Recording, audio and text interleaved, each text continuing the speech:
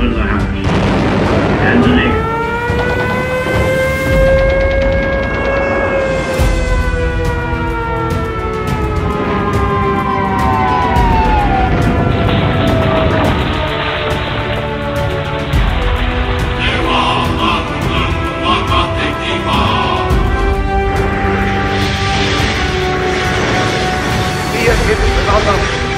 Dass wir intolerante, unverträgliche Menschen seien.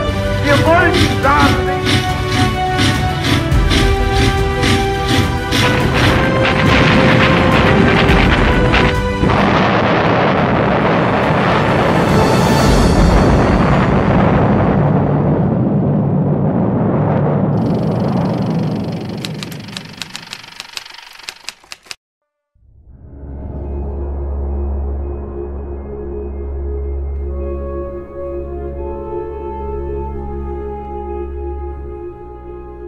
In the autumn of 1939, the relative tranquility that Europe had enjoyed since the end of the First World War was shattered as the leader of Nazi Germany, Adolf Hitler, ordered the invasion of Poland on September the 1st.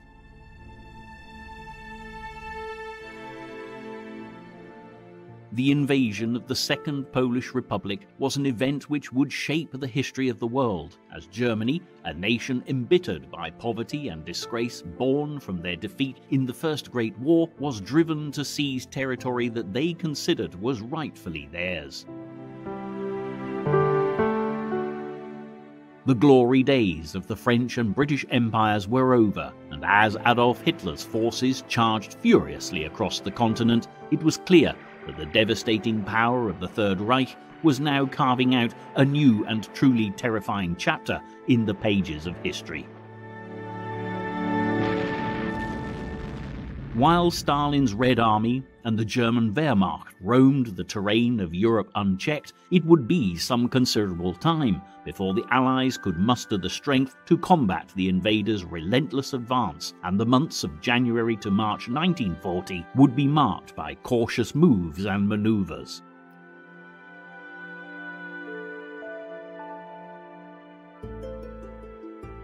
Although this period of the Second World War is generally described as the phony war, the storms now brewing at sea, on land and in the political arena would be of vital significance as hostilities between the European nations escalated.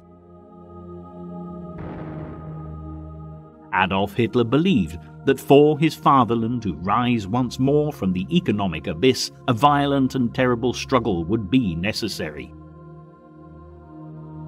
According to the Nazi Führer, since the French Revolution, the world had been moving steadily towards a new great conflict, and it was Germany's duty to secure her own existence by every means possible. He promised the Germans an improved economy, the reclamation of territory lost after the First World War, and justice for the humiliation the country had faced as a result of the Treaty of Versailles.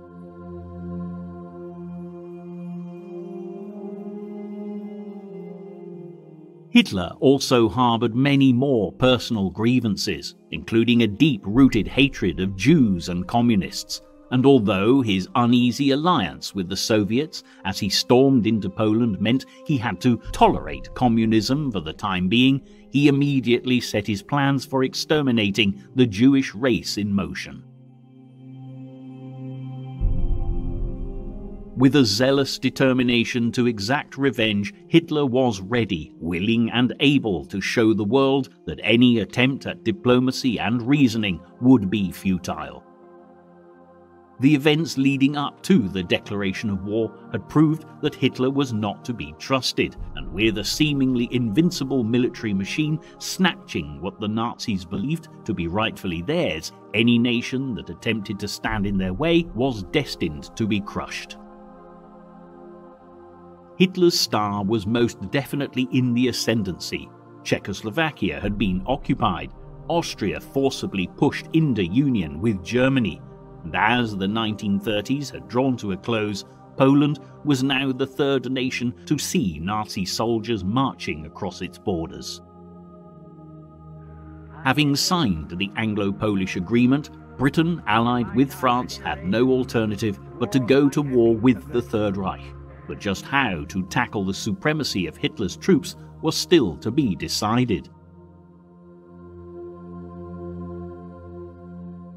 While the Allies watched events unfold, as January 1940 heralded the start of a most uncertain new year, still no action had been taken to intervene in the Nazi and Soviet invasion, and on the war-torn streets of Poland there was little to celebrate. What's more, following the terror of the initial attack, the German occupation was proving to be ever more devastating. Hitler had no respect for the people of Poland, who he viewed as little more than subhuman, and it was soon evident that it was their country that he wanted.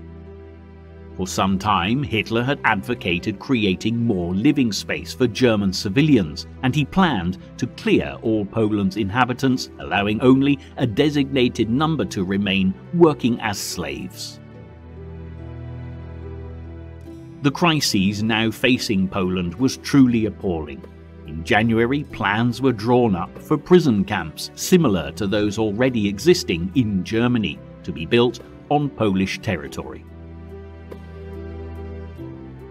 The most notorious of these was located on the edge of the small village of Auschwitz, and to this day, just the mention of its name conjures up all the horrors of the Second World War. Many Poles were systematically sent there to die, among them countless men, women and children of Jewish descent. Hitler's persecution of the Jews was gaining momentum.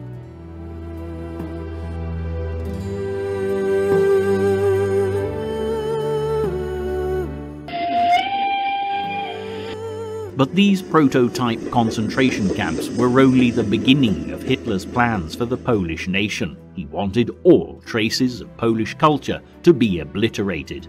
Universities were closed or destroyed, and professors, teachers, and intellectuals arrested and executed. Teenage boys and girls were rounded up and sent to Germany to work in factories, while young children with fair hair, blue eyes and other Aryan traits were snatched from the arms of their parents to be brought up as Germans and children of the Third Reich. There can be no doubt that the war waged by Hitler against Poland was to be one of complete and utter annihilation. By the end of the war in 1945, around a fifth of the country's citizens would be dead, the highest death rate for any country involved in the Second World War. 3 million of those killed were Jews, and as Nazi forces edged further west, the events in Poland were about to become one of the greatest tragedies in human history. It wasn't only the Nazis that the beleaguered Poles had to contend with. While the west of Poland fell beneath the shadow of the German occupation, to the east the terrified citizens were facing the threat of a Russian invasion. Unlike the fierce fighting to the west, Stalin's Red Army had initially been met with little resistance following the great success of Soviet propaganda fed to the many Ukrainians, Belarusians and pro-communists in the country. They were convinced that the Soviets were there for their benefit and welcomed the invaders with open arms. In the confusion, many Poles believed that the Russian soldiers planned to fight the Nazis, but it was soon clear that despite their differences, Germany and the Soviet Union were now working together, and the Polish would suffer as much at the hands of the Russians as they did Hitler's commanders. In August 1939, the Soviet Union had signed a non-aggression pact with Hitler, which ensured that in the face of German belligerence, the Russians would remain on peaceful terms with the Nazis. But there was also a secret protocol only discovered after the end of the war, which revealed that Stalin and Hitler had made plans to carve Eastern Europe up, sharing the spoils between Nazi Germany and the Communist Soviet Union. In return for Stalin's help in the conquest of Poland, Hitler agreed to leave the East to the Soviets.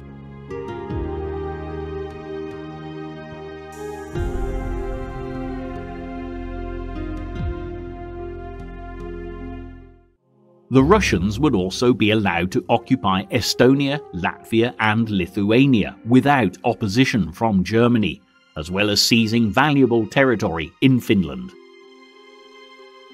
In the meantime, Hitler would push further west, ensuring valuable raw materials were safeguarded for the economy of the Third Reich. Militarily, the relationship between the Soviet and German forces appeared to be a highly beneficial one, but in reality, beneath the smiling facade, it was clear that the alliance was tenuous at least, and with political ideologies that were worlds apart, it was unlikely to be a lasting arrangement.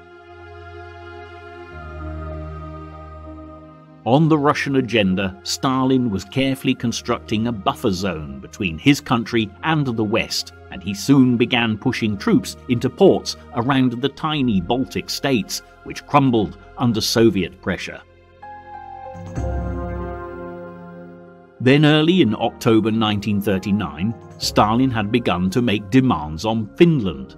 He wanted to secure land near Leningrad, islands in the Gulf of Finland, and use of the Hang naval base, and in exchange he offered the Finns Soviet territory on their eastern border, but the Finns were far from convinced. Finland and the Soviets had a long and complicated history. Up until the beginning of the 19th century, Finland had been part of Sweden, until the Russian Tsar, Alexander I, had driven his troops across the frozen Baltic Sea and into battle with the Finns in 1808. A year later, Sweden lost the eastern third of their country, which was established as the Grand Duchy of Finland, a part of the Russian Empire.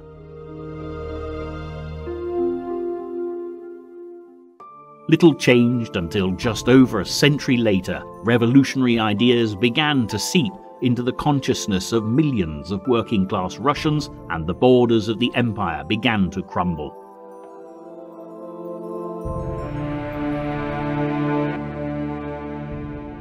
With millions of Russian soldiers dying on the battlefields of the First Great War and dreadful food shortages on the home front, revolution swiftly engulfed the country in 1917.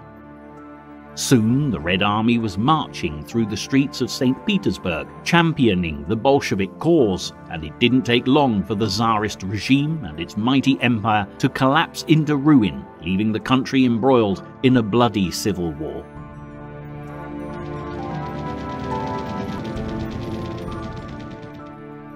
The chilling reverberations swept through the land and affected all nations that were part of the empire.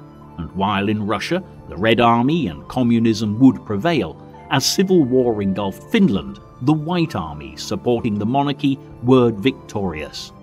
As Vladimir Lenin seized the reins of power and the Soviet Union rose from the ashes of the old regime, Finland became an independent state and freed itself from the shackles of the Russian Empire.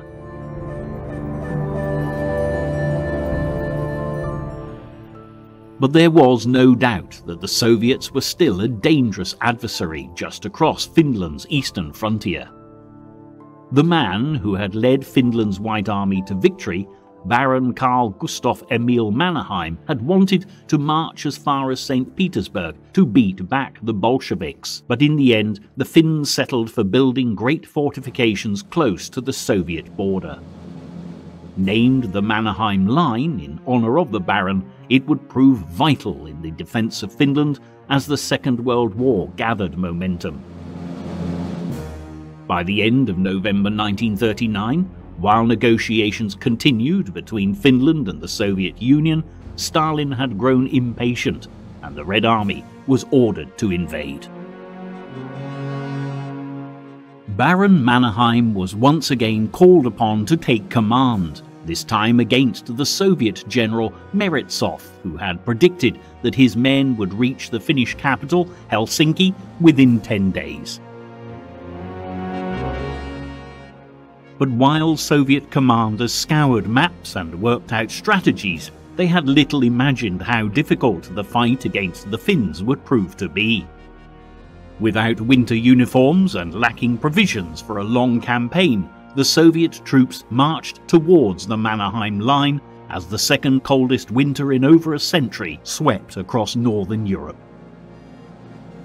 Though vastly outnumbered and poorly equipped, the Finns were well used to winter fighting and soon had the upper hand. Wearing white camouflaged suits and swiftly traversing the familiar wintry terrain on skis, they had a considerable advantage, and the Soviet casualties were escalating. As January 1940 progressed, one of the most famous battles of the Winter War, the Battle of Suomussalmi, was coming to a close. Advancing from the north and the south, two Russian divisions planned to link up at the village of Suomussalmi before heading west to the city of Oulu, thereby cutting the country in half.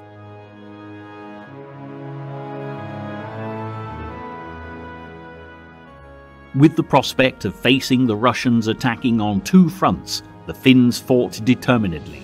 Ski troops made wide circling flanking movements and caught the rear end and middle of the northern division by surprise. Meanwhile, to the south, frozen lakes became death traps. Once crossing the waters, the Soviets' dark uniforms made them easy to spot against the white snow, and Finnish Home Guard troops, many of them being expert shots, were able to pick them off one by one, with the Finn Simo Heiha emerging as the deadliest sniper in history with over 500 kills.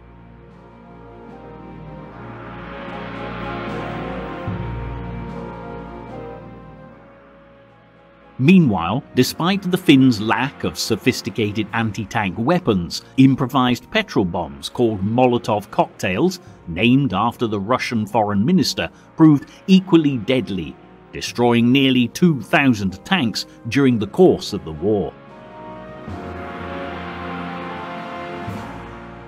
Faced with tough opposition, the Red Army were forced to retreat, again becoming easy prey for the Finnish ski troops. Suffering in the freezing cold temperatures, the Russian armies were divided into isolated groups, and as they huddled around fires, they were swiftly encircled and eliminated. The forests, snow-covered lakes and roads of Finland were soon littered with the frozen corpses of Russian soldiers as more and more fell victim to the bitter cold and the constant attacks from the Finns.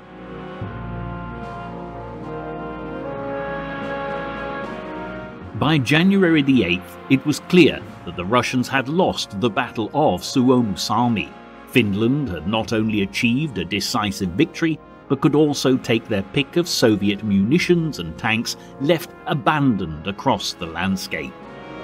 But this was one battle in a bitter war, and Finland would not be able to hold off for long without the assistance of the Allies. In Britain and France, emotions were running high as the brave Finnish soldiers captured the public imagination.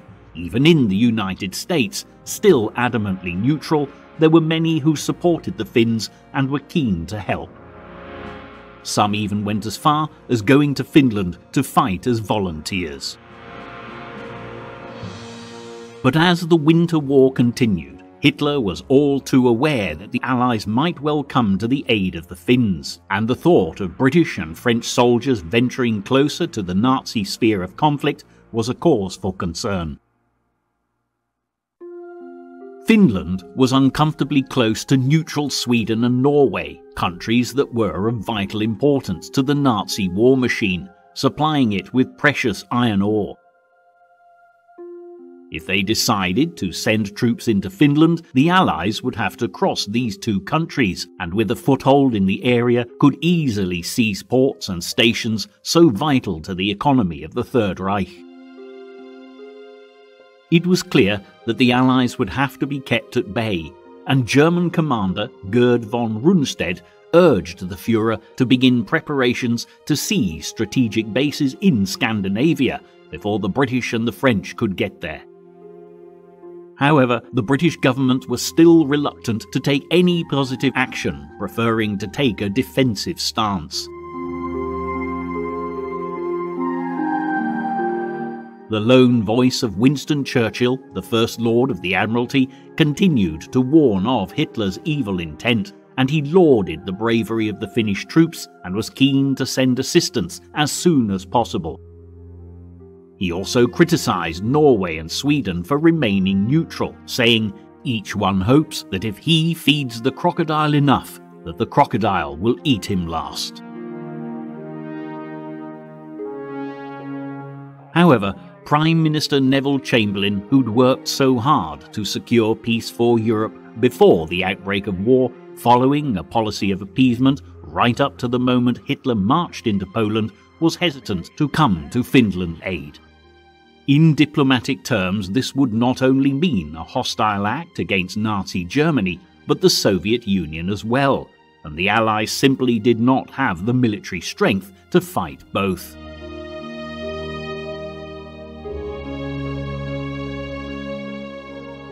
Since Poland had been invaded, the British had been preparing for war, stepping up military production and conscripting men into the forces. But the Germans had enjoyed years unchallenged, building their military strength, and were far superior. The longer the British could spend building up the army, navy and the air force, the more chance they had of surviving a long war. Military drill and training days were organised to make sure people were at the peak of their physical condition should they be sent into battle or be needed to defend the home front.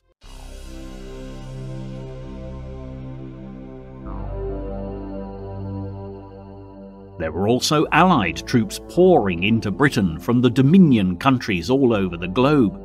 From Australia, New Zealand and Canada, soldiers streamed off the boats to take up arms and fight for the Allies. As well as preparations for battle, precautions were taken against a Nazi bombardment of the British mainland. Gas masks were distributed to quell fears of the kind of gas attacks that had been used on the battlefields of the First World War. Searchlights were installed around the major cities to illuminate enemy aircraft, and nighttime blackouts became a way of life. After the damage caused by the German Zeppelin raids of World War I, every effort was also made to safeguard Britain's national treasures. Sandbags were used to protect important buildings, stained glass windows were taken away, paintings were removed from the National Gallery, and along with priceless manuscripts from the British Museum were stored in bomb-proof shelters.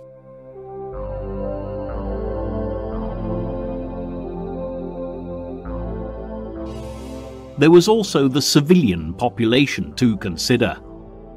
Many children had been evacuated to the safety of the countryside from Britain's cities the previous autumn, but by January 1940, with little evidence of any immediate threat, the children had returned to their homes, leaving many wondering if a real war would ever be fought against Hitler and Nazi Germany.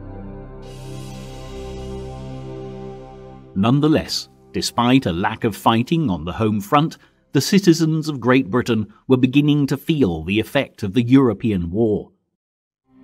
The nation imported 55 million tons of food every year from abroad, and the German government believed that if they could cut off food supplies and disrupt trade, the country would be brought to its knees. Nazi U-boats and battleships had been attacking British merchant ships since autumn 1939, and even with a convoy system introduced to protect shipping, there were still heavy losses. Erstes Torpedo fertig machen zum Schuss. Erstes Torpedo fertig. Hundreds of British merchant seamen had to bail out of sinking ships in these first few months of the phony war, and those who didn't die at sea were taken prisoner by the Nazi aggressors. It was a conflict that would become the longest military campaign of the Second World War and would be named by Churchill as the Battle of the Atlantic.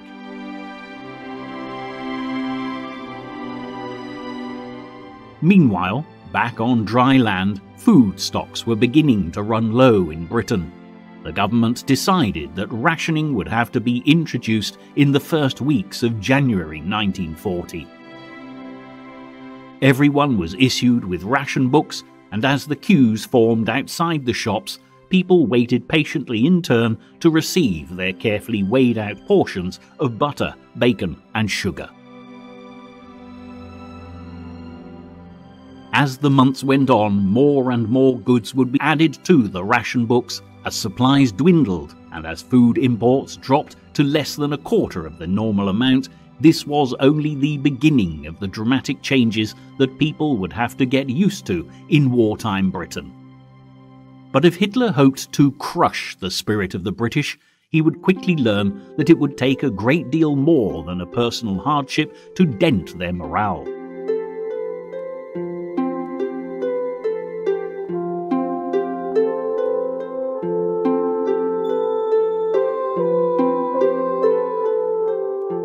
It was inevitable that the situation would deteriorate as the war progressed, and in an attempt to prepare for a further decline in imports, the British government called for every man and woman in the country to grow their own food on allotments, even if that meant turning front lawns, sports pitches, and even formal public gardens into vegetable patches.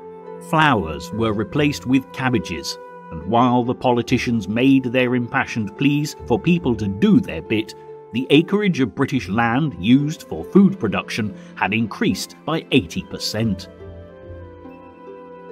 Are you helping to win the war on the kitchen front?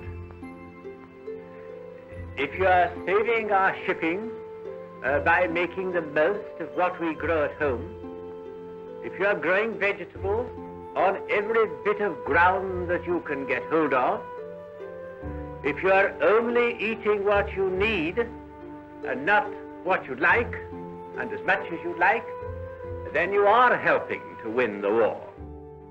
Posters were soon seen everywhere, from tube stations to offices, encouraging everyone to dig for victory, and many other catchy slogans were used.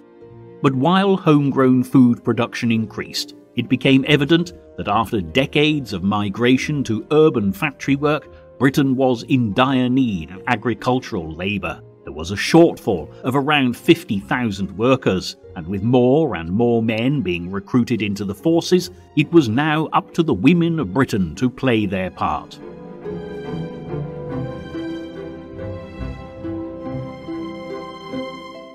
The Women's Land Army was quickly mobilised to keep the farms of Britain working, and would actually mark a major turning point for women in the 20th century, as they cast off their traditional roles in society and stepped into positions usually filled by men. And it wasn't only work on the land that women were encouraged to take up, because as the war progressed, they would also be recruited to work in factories and even join the army, air force and navy, becoming every bit as important as their fathers, husbands and sons fighting for king and country.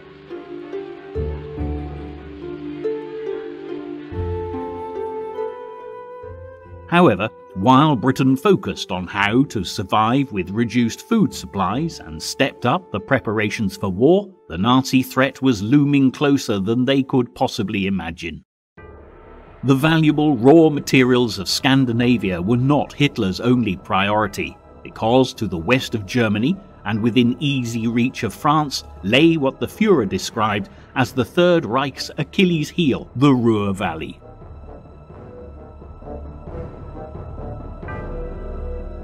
After Germany's defeat in the First World War, France had occupied this territory, which with its valuable coal, iron and steel production had been the richest region in all Germany.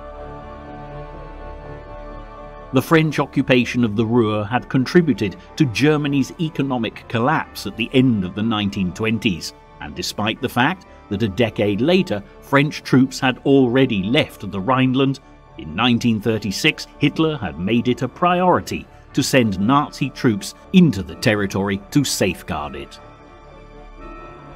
The progress of the war depended upon the possession of the Ruhr, and one of Hitler's greatest fears was that it would be taken from him once again. In a speech to his followers, he warned that, if England and France push through Belgium and Holland into the Ruhr, we shall be in the greatest danger. As a consequence, he was ready for action, declaring, "I shall attack France and England at the most favourable and quickest moment. Breach of the neutrality of Belgium and Holland is meaningless. No one will question that when we have won." What Hitler proposed would in fact be a well-rehearsed battle plan, as German troops had invaded Belgium only 2 decades earlier, during the First World War, and the outcome on that occasion had been far from satisfactory in Hitler's view. He had fought in the trenches for his adopted homeland, and had been devastated by the news of Germany's humiliating defeat as the Entente claimed their victory.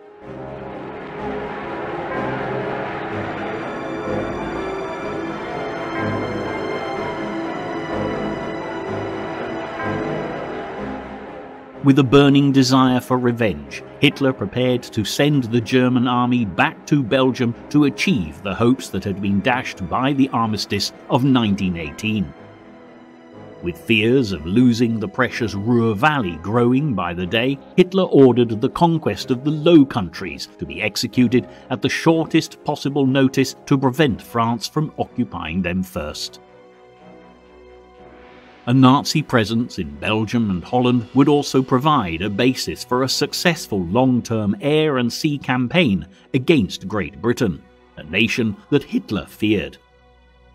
Although he was not afraid of Chamberlain, who was still dragging his heels as Prime Minister, it was the First Lord of the Admiralty, Winston Churchill, that gave the Führer most cause for concern. Hitler was without doubt banking on the element of surprise, but as Britain continued to watch and wait, the German plans were unexpectedly revealed.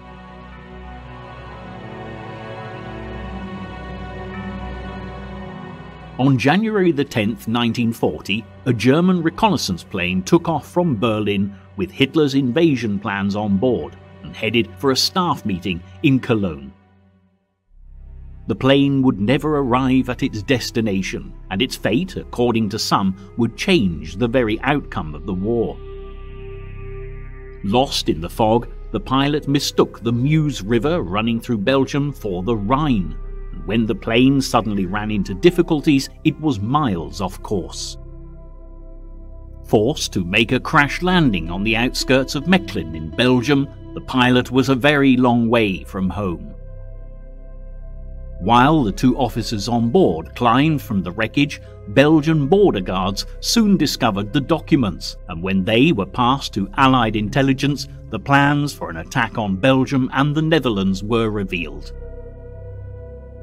Within hours, the shocking news was passed on to the relevant military and political leaders who were in the line of Nazi fire. Once informed of Hitler's plans, King Leopold III of Belgium immediately telephoned the Dutch Queen, using the code phrase, "Be careful, the weather is dangerous," and then told the Grand Duchess of Luxembourg to beware of the flu. The strange words indicated that a German attack was imminent. More importantly, he was also quick to inform the French Supreme Commander Maurice Gamelin, who swiftly gathered his army commanders together to decide upon a course of action. Although there were doubts as to whether or not the documents might be the work of counterintelligence, Gamelin decided that this was the perfect opportunity to pressurize the neutral Belgians into allowing a French advance into their country. Indeed, the French, as Hitler had rightly anticipated, intended to eventually execute an offensive against Germany, as soon as they had built up sufficient military strength. With just days before the predicted invasion date, Gamelin ordered the 1st Army Group and the 3rd Army to march towards the Belgian frontier. News also reached Lord Gort the commander of the British Expeditionary Force already stationed in France, who were awaiting the call to arms.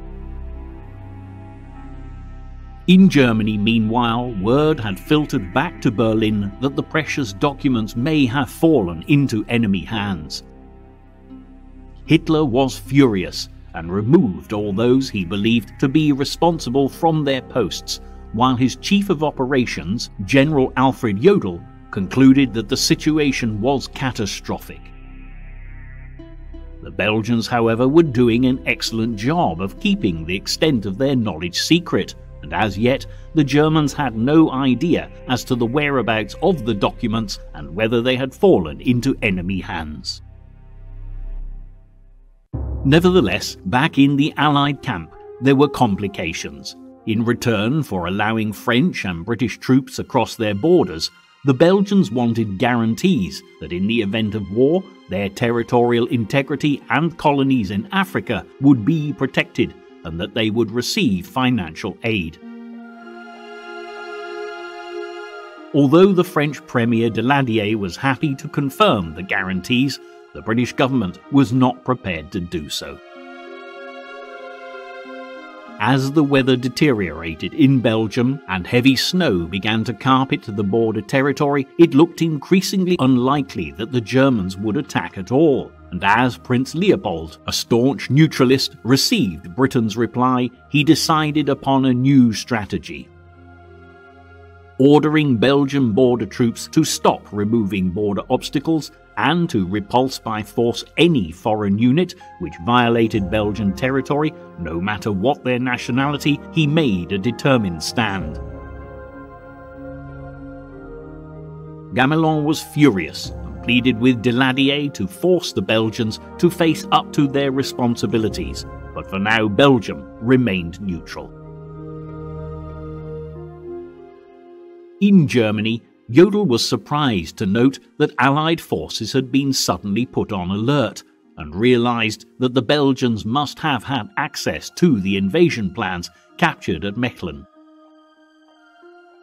The element of surprise had been lost, and on January the 16th, Hitler was persuaded to call off the invasion. For the time being at least, the phony war would continue.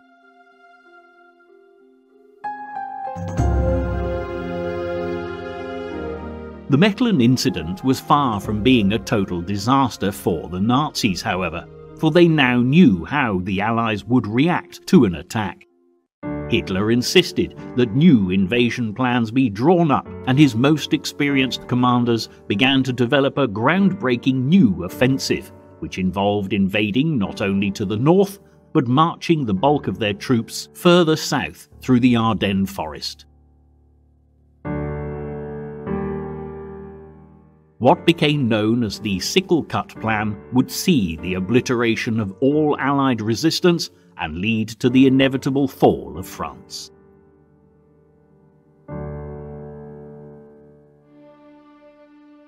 Back in the Allied camp, the commanders were content that the danger had passed, and the focus of attention was shifted from the Belgian border back to events in Finland.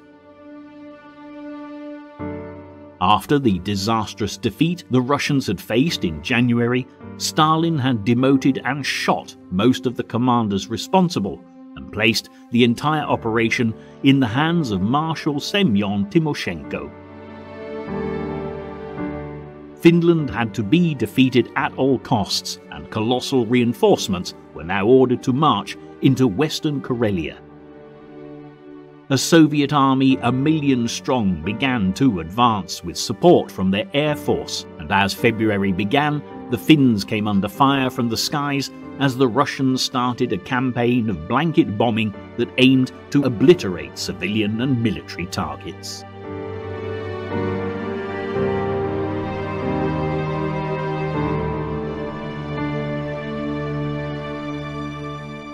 On the global stage, emotions were running high as the world watched the plight of the Finns, and British politician Anthony Eden condemned the Soviet attack, saying, "Not Russia only, but Germany also bears a terrible responsibility for what is happening in Finland at this hour." Hitler and Ribbentrop These men and their policies alone made Stalin's aggression possible. Finally, in Paris, on February 4th, 1940, help seemed to be close at hand as the Supreme Allied War Council made plans to send an Anglo-French force to Finland. However, they still had the problem of neutral Norway and Sweden to contend with. The troops were scheduled to disembark at the Norwegian port of Narvik and support Finland via Sweden, while securing supply routes along the way. While the Allied politicians deliberated and the Finns found themselves very nearly out of ammunition, the Soviets used an enormous concentration of artillery fire to break Finland's defensive position until on February 14th they were forced to withdraw. As the Nazis continued to perfect their attack plans for the invasion of France, they were also keeping a very watchful eye on events taking place in Scandinavia. Matters came to a head in mid-February, when a German tanker called the Altmark passed through Norwegian waters. On board were hundreds of prisoners from the merchant ships that had been sunk over the previous months. Unfortunately, Norwegian search parties failed to inspect the hold and allowed the ship to pass, but a British plane soon spotted the tanker and raised the alarm. The British Navy were put on full alert, and one of their ships, the Cossack, began to give chase. Then on February 16th, the Royal Navy managed to board the German vessel armed with bayonets, and after hand-to-hand fighting managed to overwhelm the crew. After months in captivity, the British seamen were finally set free, and despite the freezing Norwegian weather awaiting them, they were delighted to leave their floating prison.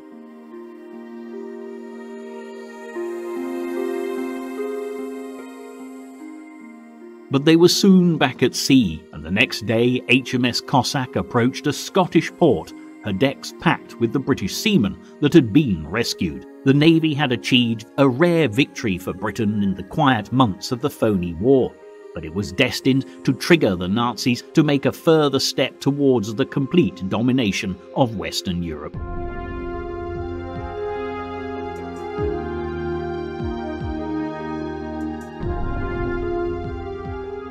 Hitler had been alerted to the fact that the British had no intention of observing Norwegian neutrality, and 2 days after the rescue, he made the invasion of Norway and Denmark, codenamed Operation Weserübung, a priority, and for the time being the invasion of France would have to wait.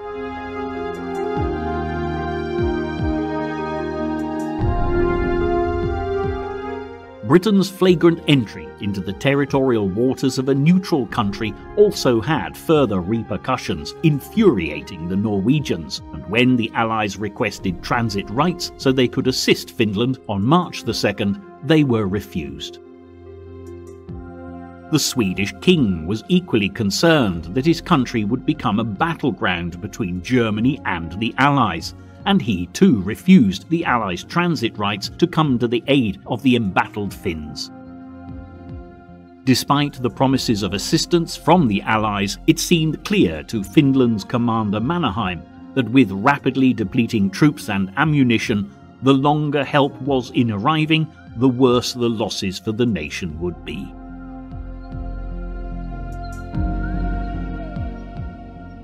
By the 5th of March, the Soviet army had advanced 10 to 15 kilometers beyond the Mannerheim line and had entered the suburbs of Viipuri.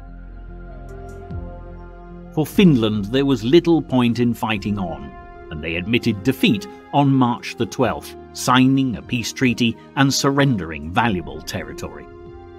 Military troops were evacuated, and thousands of civilians began the long journey to make new lives for themselves. Barbed wire marked out the new boundaries between Finland and Russia, and an enraged Churchill wrote, "Now the ice will melt and the Germans are the masters of the North." Churchill had again been proven right in his assessment of Hitler and the dangers that the world faced. But as First Lord of the Admiralty, despite holding well-informed opinions, he was without power. Prime Minister Chamberlain had been as hesitant as ever to make a stand against Hitler, but public confidence in him was waning, as Chamberlain's reputation suffered a terrible blow. The French Prime Minister Daladier was also viewed as having failed to come to the aid of Finland, and he was actually forced to resign over the affair. What had happened in Finland was extremely worrying for the Allies, and while in Europe and Scandinavia events were gathering pace, across the Atlantic in America, the people of the USA were also watching to see what would happen next. At this stage, relations were rather strained between the American president and the British Prime Minister. However, Franklin D. Roosevelt had made every effort to strengthen the ties between the two countries. Just months before the outbreak of war, he'd invited King George VI and Queen Elizabeth to make a state visit, and this had certainly helped to improve public relations.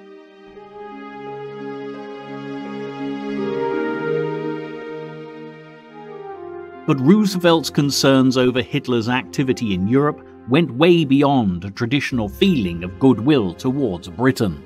It was thought that with conflict in Europe, a new world order might not favour American interests. With such concerns playing on his mind, FDR decided to send an envoy, Sumner Welles, to the continent to see if anything could be done to secure peace before the phony war escalated into a global conflict.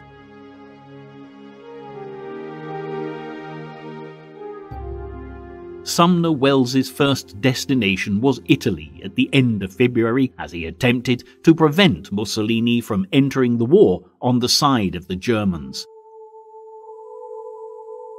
The Italian foreign minister, who also happened to be Mussolini's son-in-law, openly disliked the Germans and gave Welles reason to hope that the Italians could be drawn away from their alliance with Berlin. But Mussolini was far from willing to denounce his German friends, and driven by his desire to recreate the Roman Empire, it seemed it would be difficult to steer the dictator towards a peaceful solution.